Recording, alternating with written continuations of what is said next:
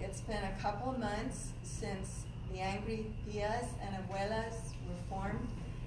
June 3rd is the day that a group of us from Harlingen, which is in the middle of the valley, some of you went there this morning to fill backpacks.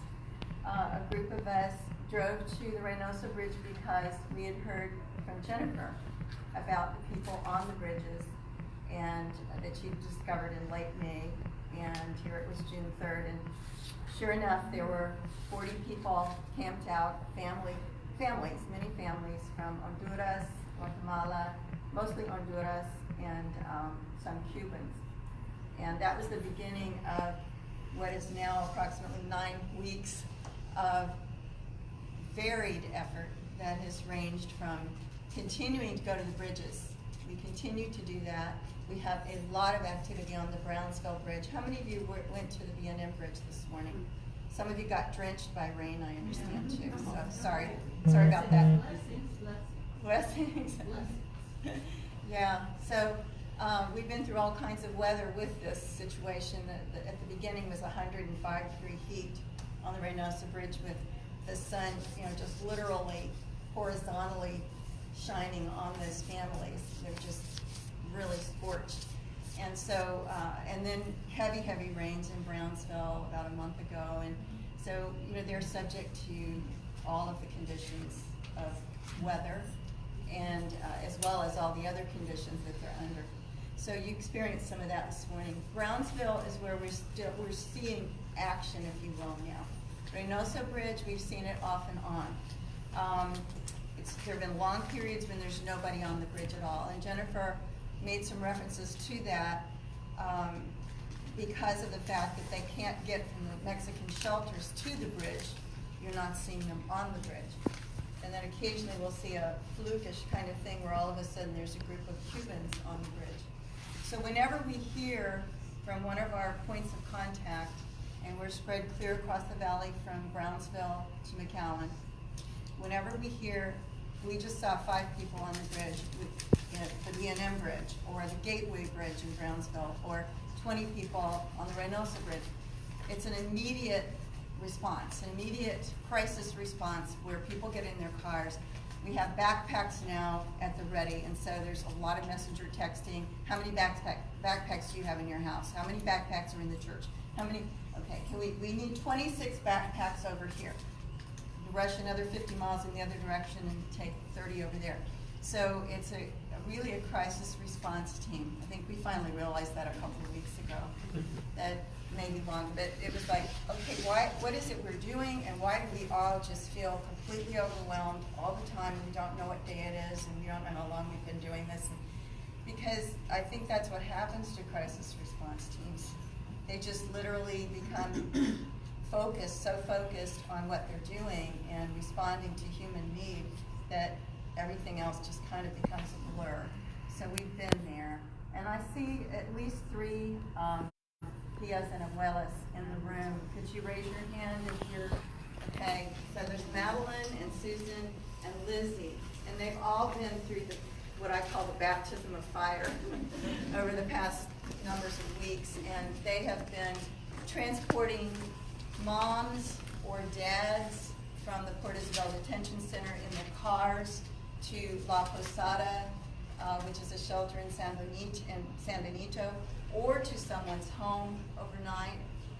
They have, like Madeline, spent almost like 24/7 for about 3 weeks making flight reservations for people, making sure that people were connected, working with whole teams of people we never maybe even saw, volunteer attorneys that we were texting with and messaging with, talking with on the phone, or just plain volunteers who really were learning the ropes of how to do this.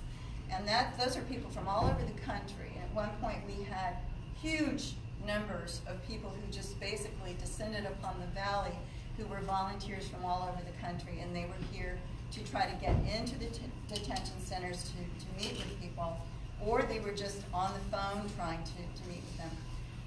So we became part of that network. We became part of the network with the Mexican people across the bridge who were helping the people on the bridge that we sometimes couldn't get to. We're providing hot meals for them from families in Mexico.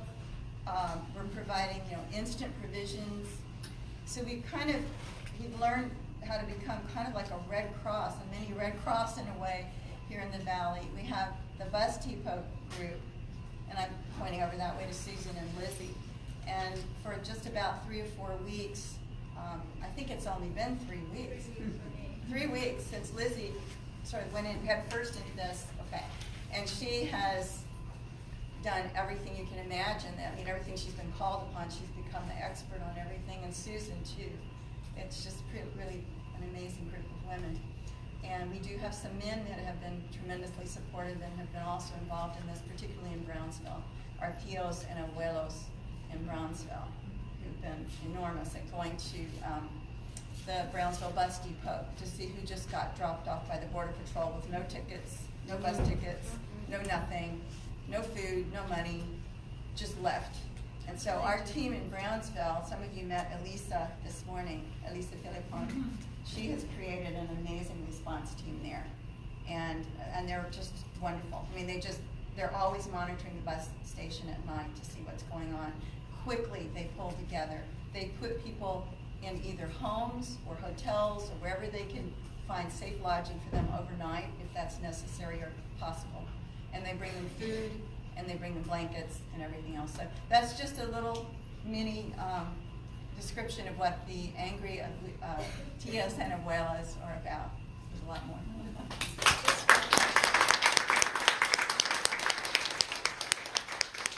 Before I move on, Joyce, I just want to ask you, what can we do to support this work when we go back home to our communities? Well, I think it's been addressed by several people, and it's what I thought I would be telling people in that respect before this Grannies Respond arrival, and that was become the support teams in your communities. That's it. You've heard that. The above ground railroad is an awesome idea. I love that concept. Be that granny train. Be us where you are. It's essentially what it is. They're coming to these bus depots, to these airports all over the country, and they're coming to your communities. And they're there now. Some of you probably already met them.